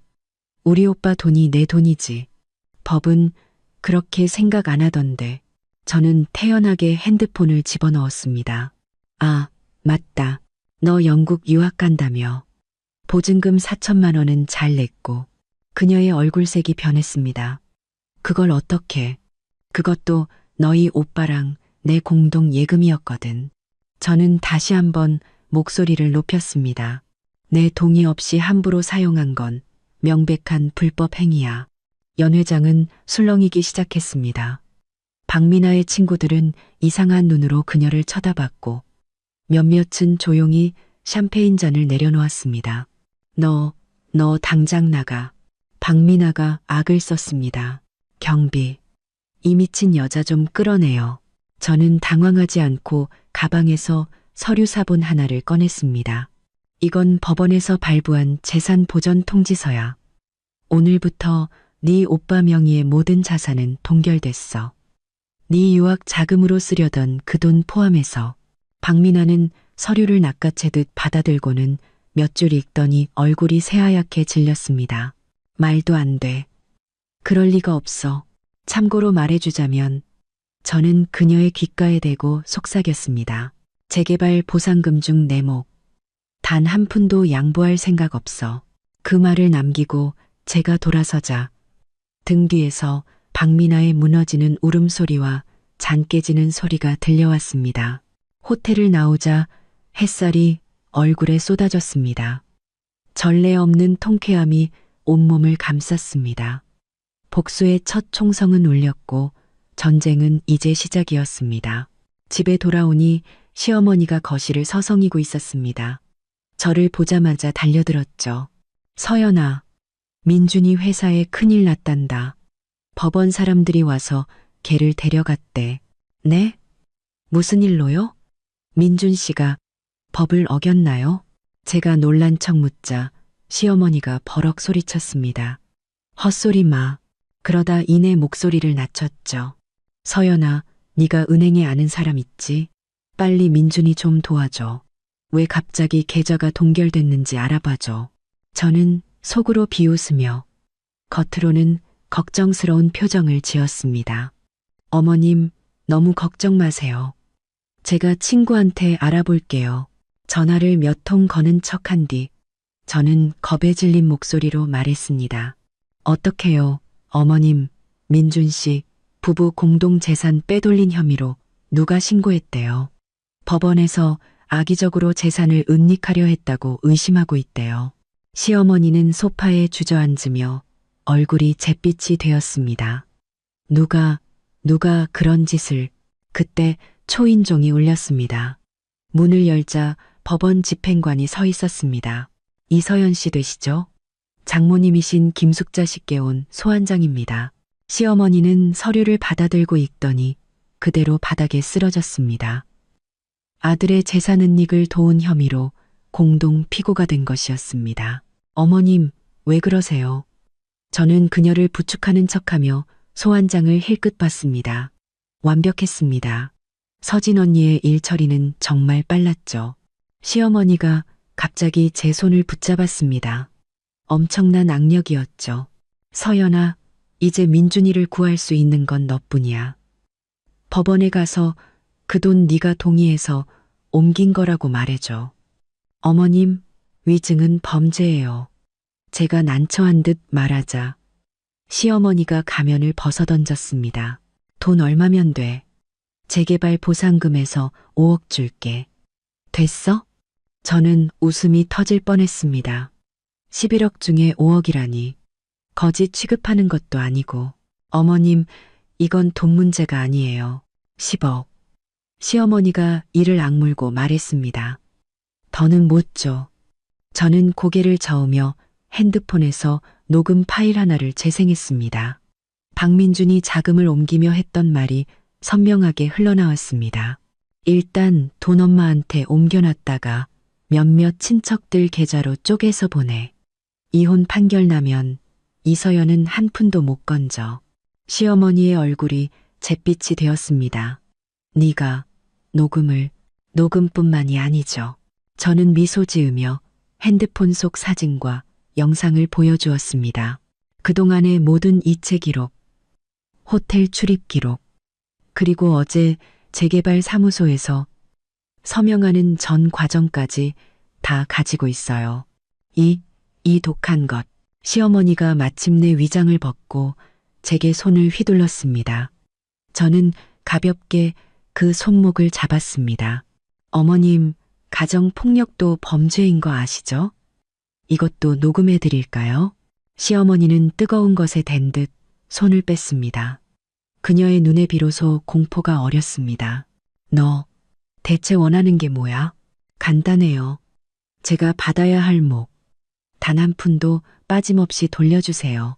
바로 그때 문이 벌컥 열리며 박민준이 씩씩거리며 들어왔습니다. 등 뒤에는 시퍼렇게 질린 박민아가 서 있었죠. 이서연, 그가 제게 소리치며 달려들었습니다. 네가 감히 날 신고해? 저는 이미 예상하고 카메라가 설치된 구석으로 재빨리 물러섰습니다. 박민준 씨, 법원이 왜 당신 재산을 동결했는지 정말 몰라서 물어요. 오빠, 쟤 오늘 내 파티에 와서 행패 부렸어. 내 유학 자금까지 뺏어 가겠다고 협박했다고. 박민아가 울부짖었습니다. 박민준의 관자놀이에 핏대가 섰습니다. 이 배은망덕한 인간, 내가 먹여주고 입혀줬더니 감히 날 물어? 먹여주고 입혀줘요. 저는 냉소했습니다. 결혼 5년 동안 당신 월급 절반은 어머님께 갔고 생활비랑 대출금은 거의 내가 냈어요.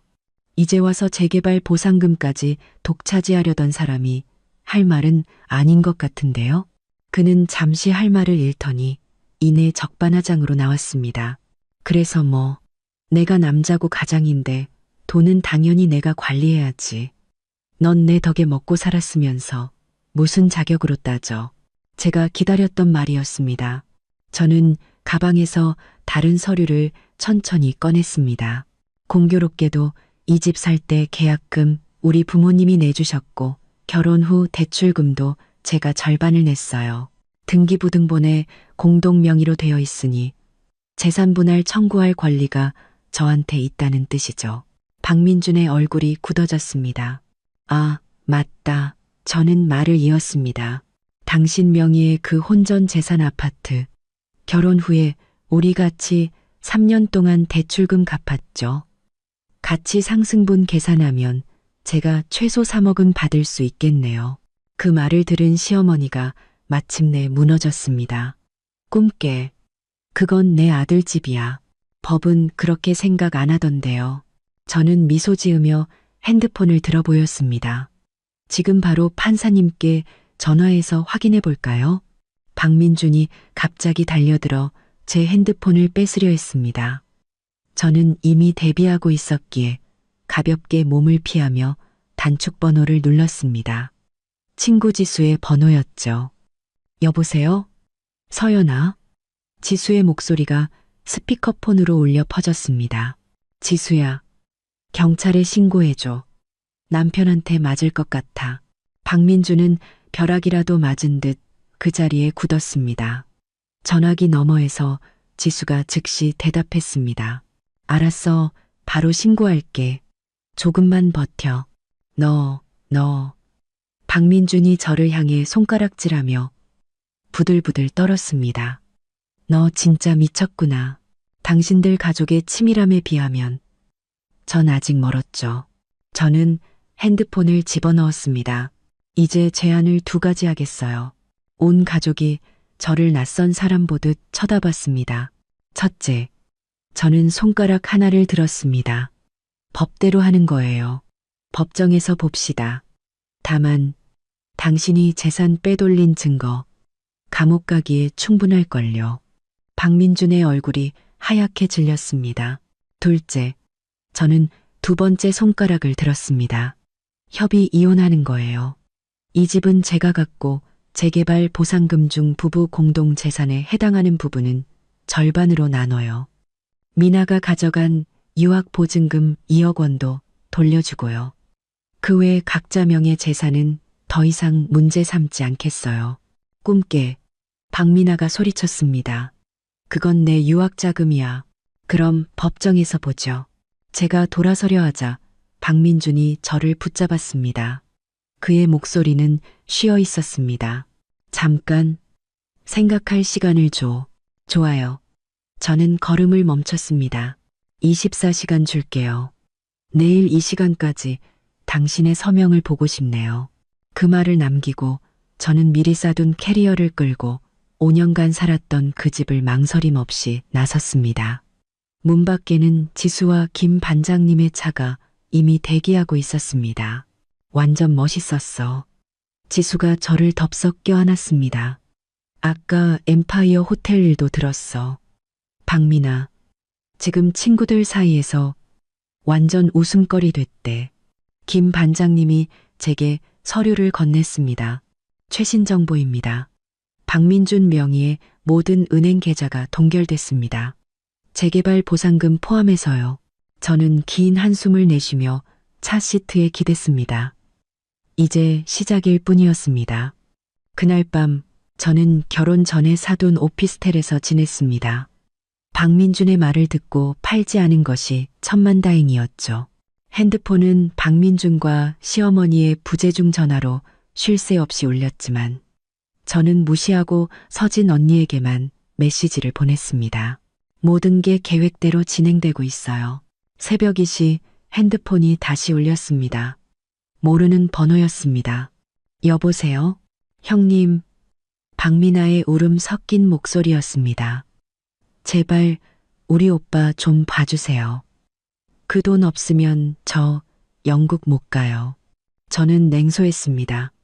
박민아, 너 24살이지 4살이 아니야. 유학 가고 싶으면 네가 벌어서 가. 너. 그녀가 바로 본색을 드러냈습니다. 이서연, 너 잘난 척하지 마. 우리 오빠가 그랬어. 소송으로 질질 끌어서 너 진 빠지게 만들 거라고. 마음대로 해요. 저는 가볍게 응수했습니다. 다만 악의적으로 이혼 소송을 지연시키는 것도 위법 행위라는 건 알아둬요. 난 당신들이랑 놀아줄 시간과 증거 아주 많거든. 전화기 너머로 물건 던지는 소리와 저주 섞인 고함이 들렸습니다. 저는 그대로 전화를 끊고 전원을 꺼버렸습니다. 그리고 아주 오랜만에 단잠을 잤습니다. 다음 날 아침 휴대폰을 켜자 수십 개의 메시지와 부재중 전화가 쏟아졌습니다. 가장 최근 메시지는 박민준에게서 온 것이었습니다. 우리 얘기 좀 하자. 오늘 낮 12시 푸른 호수 앞 카페에서 봐. 저는 답장했습니다. 이혼 합의서에 사인할 거 아니면 만날 이유 없어. 카페에 나타난 박민준은 거의 알아볼 수 없을 정도로 초췌했습니다. 눈은 핏발이 서 있었고 양복은 구겨져 있었죠. 저를 보자 그의 눈에 원망이 스쳤지만 이내 피로감으로 바뀌었습니다. 서연아, 그가 제 손을 잡으려 했지만 저는 피했습니다. 정말 이렇게까지 해야겠어?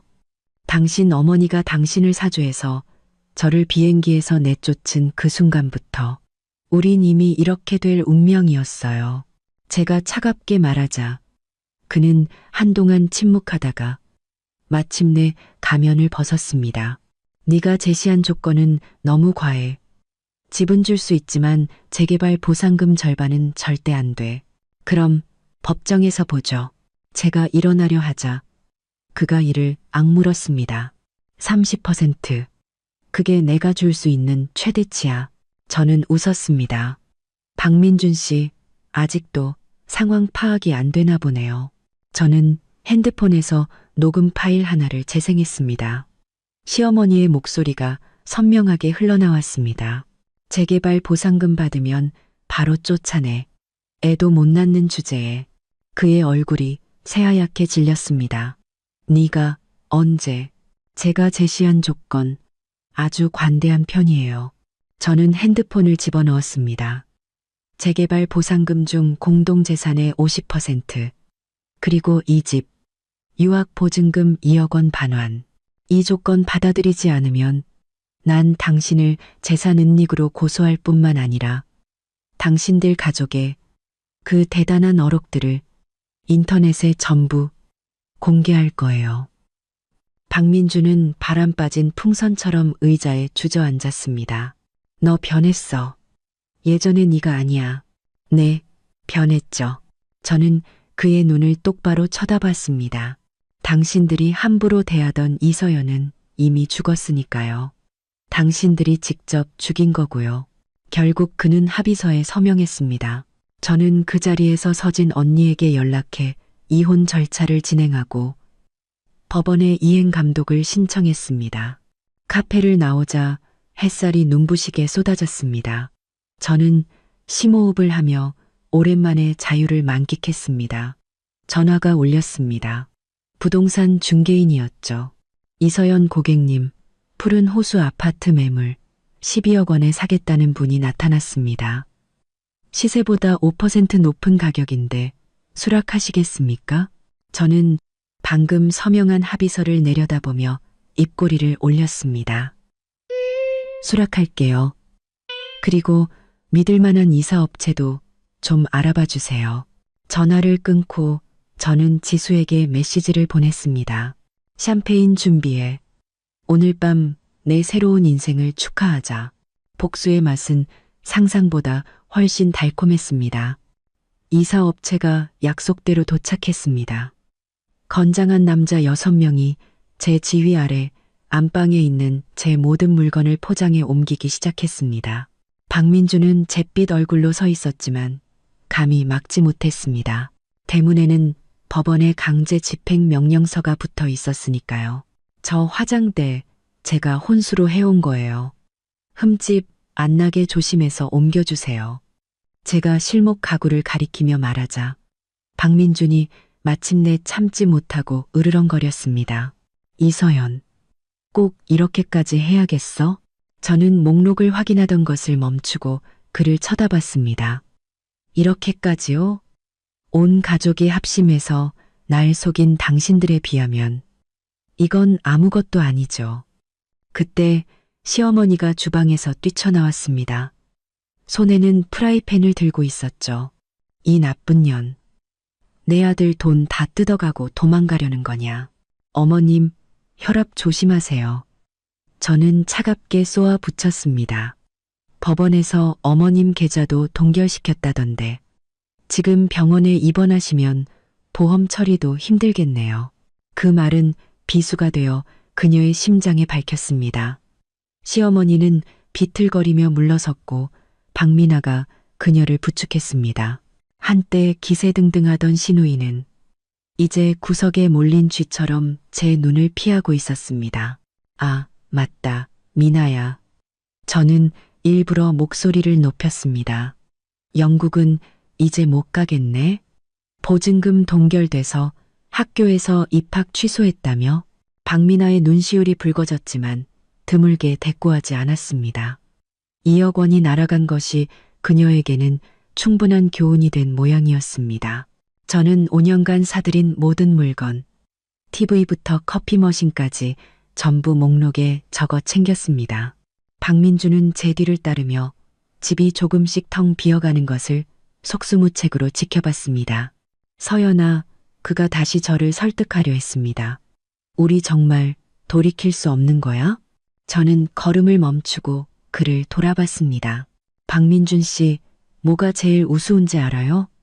당신은 지금까지도 내가 왜 떠나는지 전혀 모른다는 거예요. 그건 돈 때문이 아니에요. 물론 당신들 가족이 탐욕스럽긴 했지만 그건 이 집에서 내가 단 한 번도 가족이었던 적이 없었기 때문이에요. 그저 마음대로 부려먹고 돈이나 뜯어내는 외부인이었죠. 아니야. 그가 반사적으로 변명했습니다. 공항에서 당신이 단 한마디라도 내 편을 들어줬더라면 저는 고개를 저었습니다. 됐어요. 다 지난 일이에요. 마지막 짐이 차에 실린 후 저는 열쇠를 탁자 위에 내려놓았습니다. 등기권리증은 중개인한테 넘겼어요. 다음 주에 새 집주인이 집 보러 올 테니 깨끗하게 유지하는 게 좋을 거예요. 집값 더 받으면 당신 목도 생기는 거니까. 그 말을 들은 시어머니가 길길이 날뛰었습니다. 뭐, 집을 판다고? 여긴 내 집이야. 아니요, 여긴 박민준 씨와 저의 신혼집이었죠. 제가 정정했습니다. 이혼 합의서에 분명히 명시되어 있어요. 소유권은 제게 있고 저는 이 집을 처분할 권리가 있습니다. 박민준이 갑자기 제 손목을 붙잡았습니다. 잠깐, 재개발 보상금은 걱정 말아요. 제가 그의 손을 뿌리쳤습니다. 법원에서 공정하게 나눠줄 테니 제 몫은 한 푼도 빠짐없이 받을 거고요. 문을 나서며 저는 마지막으로 한때 집이라 불렀던 곳을 돌아봤습니다. 5년의 청춘, 5년의 헌신은 결국 잿더미와 상처만 남겼습니다. 하지만 괜찮습니다. 오늘부터 저는 완전히 새로운 인생을 시작할 테니까요. 지수의 오피스텔에는 이미 샴페인이 준비되어 있었습니다. 자유를 되찾은 걸 축하해. 지수가 저를 껴안았습니다. 저는 웃으며 그녀와 잔을 부딪혔지만 첫 모금을 넘기는 순간 눈물이 왈칵 쏟아졌습니다. 모든 억울함, 분노, 원망이 그 순간 터져 나왔습니다. 울어. 울고 나면 괜찮아질 거야. 지수가 제 등을 토닥였습니다. 그런 쓰레기 같은 집구석 빨리 나온 게 다행이야. 저는 눈물을 닦고 억지로 미소 지었습니다. 그 사람 때문에 우는 거 아니야. 5년 동안 바보같이 헌신했던 나 자신이 불쌍해서 우는 거야. 그날 밤 제 핸드폰은 시댁 친척들의 욕설 문자와 전화로 불이 났습니다. 박민준 모자가 가족단체 채팅방에서 제가 바람나서 이혼당하는 주제에 재산까지 뜯어간다고 거짓말을 한 모양이었습니다. 내가 대신 욕해줄까? 지수가 붕괴하며 물었습니다. 저는 고개를 젓고 오랜만에 SNS에 로그인했습니다. 그리고 정성껏 작성한 장문의 글과 녹음 증거 일부를 게시했습니다. 제목은 간단했습니다. 5년의 결혼 생활, 드디어 꿈에서 깨어났습니다. 글에는 공항 사건부터 재개발 은폐, 재산 은닉, 정신적 학대까지의 모든 과정이 담겨 있었습니다. 과격한 표현 없이 오직 냉정한 사실과 증거 자료뿐이었죠. 이제 그 집안 난리 나겠네. 지수가 글을 다 읽고 혀를 찼습니다. 이게 공평한 거지. 언제까지 그들이 날 음해하게 둘 순 없잖아. 예상대로 글은 빠르게 퍼져나갔고 2시간도 안 돼서 공유수가 10,000건을 넘었습니다. 마마보이 10월드 참교육이라는 해시태그가 실시간 검색어에 올랐죠. 네티즌들은 박민준과 박민아의 SNS를 찾아내 비난을 퍼부었습니다. 박민준은 미친 듯이 전화를 걸어왔지만 저는 수신 거부했습니다. 그가 모르는 번호로 다시 걸어왔을 때 받자마자 소리쳤습니다. 이서연, 당장 그 글 내려. 왜 그래야 하죠? 제가 차분하게 묻자 그가 윽박질렀습니다. 명예훼손이야. 고소할 거야. 마음대로 하세요. 저는 비웃었습니다. 마침 잘 됐네요. 법정에서 누가 먼저 인터넷에 제가 바람났다고 거짓 소문을 퍼뜨렸는지 가려보죠. 그는 할 말을 잃고 결국 애원하기 시작했습니다. 서연아, 내가 잘못했어. 우리 다시 시작하면 안 될까? 내가 앞으로는 됐어요, 박민준 씨. 제가 말을 끊었습니다. 당신은 계획이 실패해서 손에 쥐었던 돈을 나눠줘야 하는 게 아쉬울 뿐이에요. 잊지 마요. 내일 우리 이혼 소송 첫 재판 날이에요. 늦지 않게 출석하세요. 전화를 끊자 전례 없는 해방감이 밀려왔습니다. SNS를 열자 수많은 여성들이 비슷한 경험을 공유하며 제 용기에 감사하다는 메시지를 보내왔습니다. 그중 한 메시지가 눈에 띄었습니다. 이서연 씨, 저는 서울일보 기자입니다. 현대사회의 결혼관계 속 경제적 착취 문제에 대해 취재하고 싶은데 인터뷰 가능하실까요? 저는 동의합니다라고 답장하고 내용을 서진 언니에게 전달했습니다. 이제는 더 많은 사람들이 화려한 결혼 생활 뒤에 숨겨진 추악한 계산을 알아야 할 때였습니다.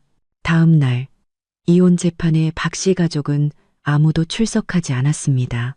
판사는 200페이지에 달하는 증거 자료를 검토한 후 즉시 이혼을 허가하고 제 모든 재산 청구를 인용했습니다. 피고 측의 악의적인 부부, 공동 재산 은닉 및 처분 행위가 명백히 인정됩니다. 판사는 엄숙하게 말했습니다.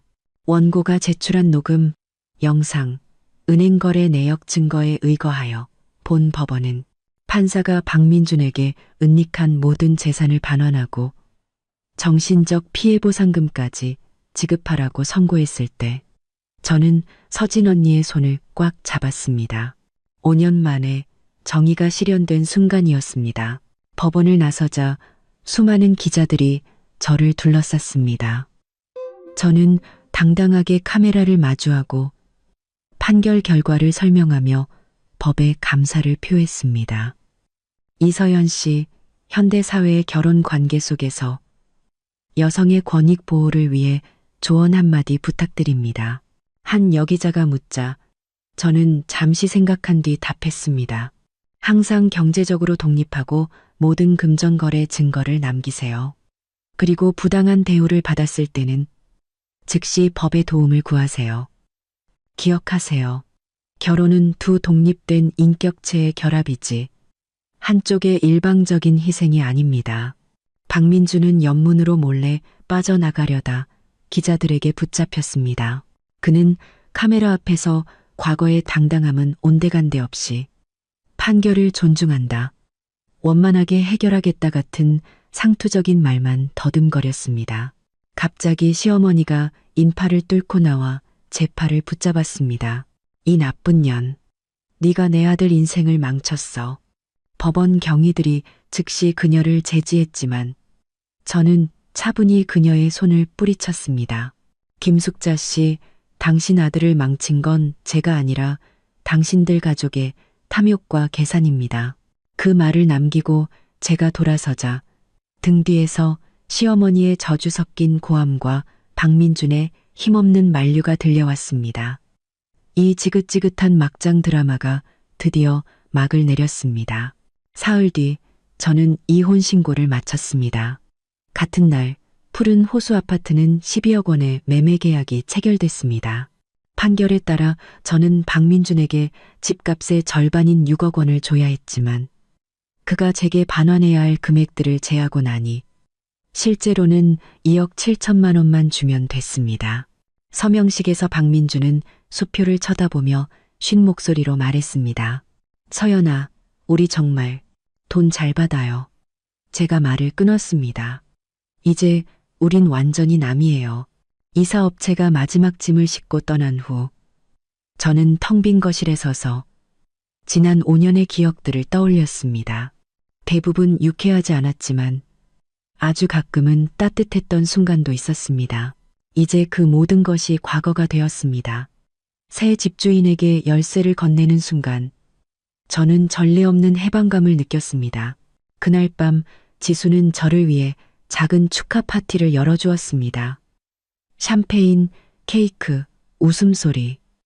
제가 오랫동안 잊고 지냈던 순수한 기쁨이었습니다. 서연이의 새로운 출발을 위하여 지수가 잔을 높이 들었습니다. 모두가 환호했고 저는 샴페인을 한 모금 마셨습니다. 그때 구석에 서 있는 익숙한 모습이 보였습니다. 강태우 선배. 그가 언제 온 걸까요? 그가 저를 향해 잔을 들어 보였고 저도 미소로 화답했습니다. 파티가 끝난 후 그가 저를 집에 데려다 주겠다고 나섰습니다. 오늘 정식으로 이혼했다고 들었어. 차 안에서 그가 조용히 말했습니다. 네, 이제 완전히 자유해요. 5년의 결혼 생활이 남긴 건 상처와 이 정도의 재산뿐이네요. 하지만 넌 이겨냈잖아. 그리고 예전보다 훨씬 강해졌고 그의 목소리는 따뜻하고 단단했습니다. 파티에 와줘서 고마워요, 선배. 사실 너희 스튜디오와 협업하고 싶은 프로젝트가 있어. 오래된 건물을 리모델링하는 건데 너의 디자인 감각이 필요해. 저는 눈이 번쩍 뜨였습니다. 구체적으로 어떤 프로젝트인데요? 그가 웃자 눈가에 잔주름이 생겼습니다. 내일 점심 먹으면서 자세히 얘기하자. 좋아요. 저도 웃었습니다. 이번에는 망설임이 없었죠. 집에 돌아와 저는 길고 긴 목욕을 하고 거울 앞에 섰습니다. 거울 속 여자는 눈빛이 맑고 입가에 미소를 머금고 있었습니다. 더 이상 그 억눌렸던 박씨 집안 며느리의 그림자는 찾아볼 수 없었죠. 핸드폰이 진동했습니다. 모르는 번호로 온 메시지였습니다. 서연아, 나 태우야. 갑자기 연락해서 미안.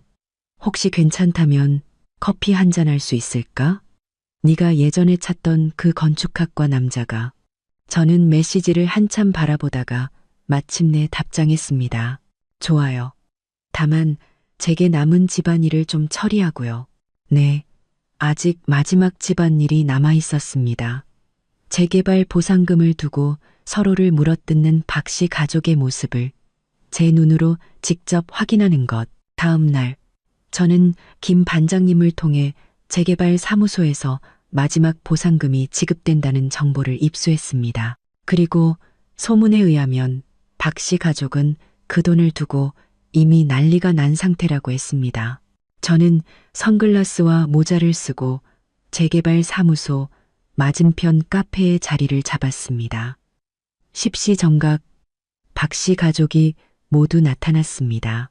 그들은 문에 들어서자마자 싸우기 시작했고 유리창 너머로도 시어머니의 악쓰는 소리가 들렸습니다. 30분 후 상황은 걷잡을 수 없이 번졌습니다. 박민아가 박민준의 뺨을 때렸고 시어머니가 싸움에 끼어들어 아들의 머리채를 잡고 불효자라고 소리쳤습니다. 시아버지는 그들을 말리려다 바닥에 넘어졌죠.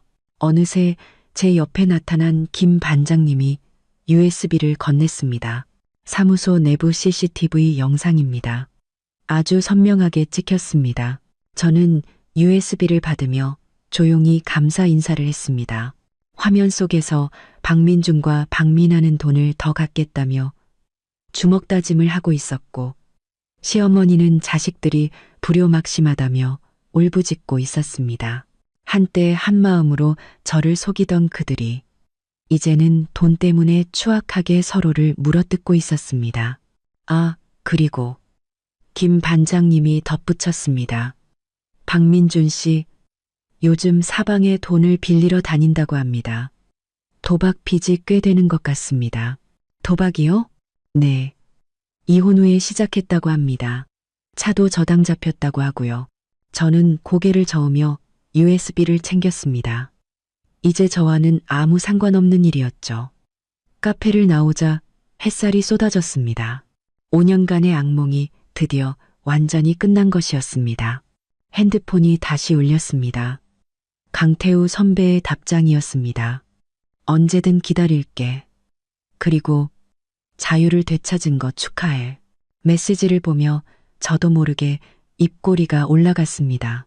어쩌면 이제 새로운 삶을 시작할 때가 된 것 같았습니다.